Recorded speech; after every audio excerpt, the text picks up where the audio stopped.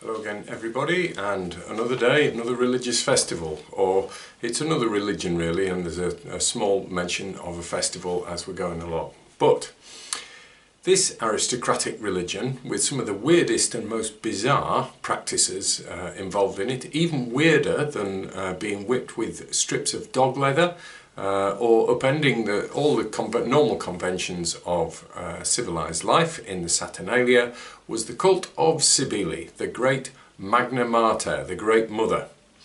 She wasn't really Roman at all, but Phrygian or Turkish in modern terms, and she wasn't very ancient in Rome, because she was only brought to Rome in 205 BC at the behest of the Sibylline books. Her worshippers sometimes castrated themselves, and there may well have been a ceremonial bathing in a shower of bull's blood. So what on earth was all this about? Well, as so often, its origins are shrouded in mystery and clearly have something to do with fertility. The earliest images of Cybele show a large, well-endowed woman, clearly emphasizing how fertile she is as a potential mother.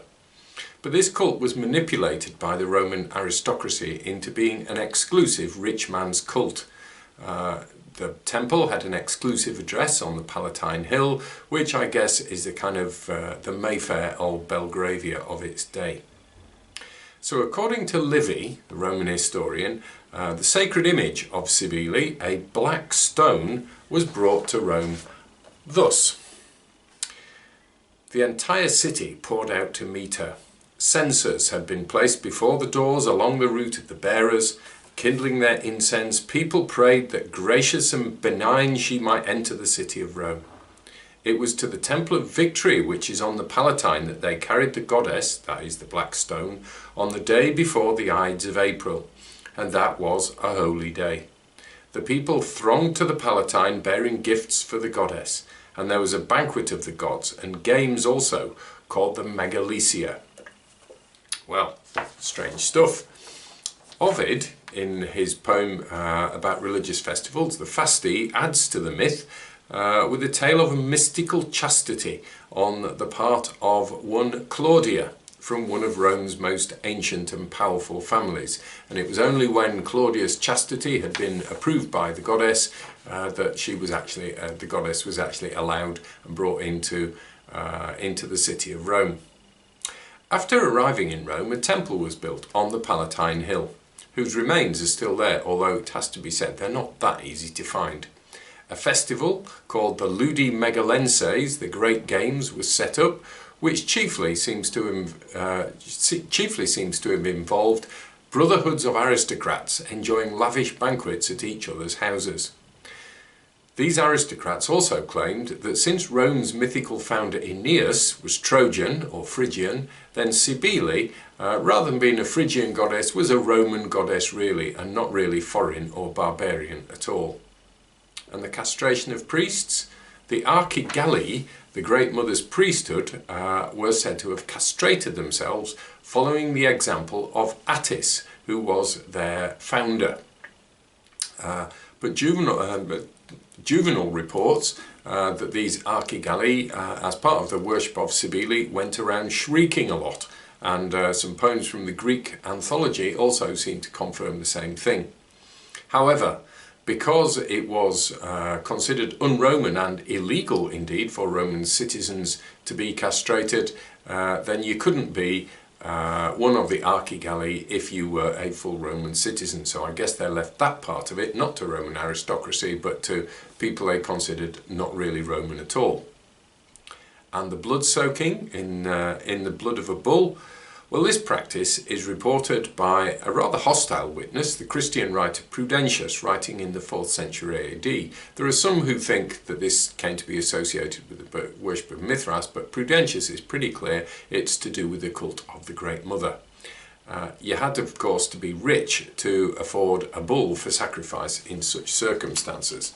So this is what Prudentius says. The high priest, after a pit has been dug underground, descends into the depths to be consecrated. He wears a strange headband, his temples bound with ritual fillets, then his hair combed back under a golden crown. His silk toga is held up by a gabine girdle.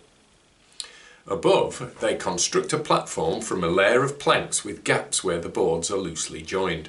Then they cut or bore through the floor, using bradawls to make many perforations in the wood so that it's opened up by a large number of small holes.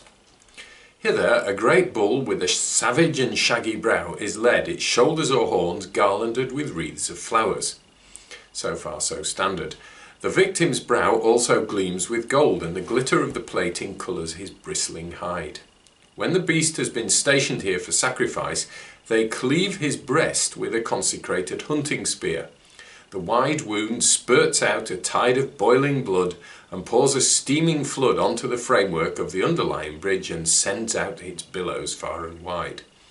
Then the shower makes its way through the many passages of 1,000 chinks and rains down its foul dew. This the priest immured below receives, holding his head beneath to catch every drop, so that corruption covers his clothing and his whole body.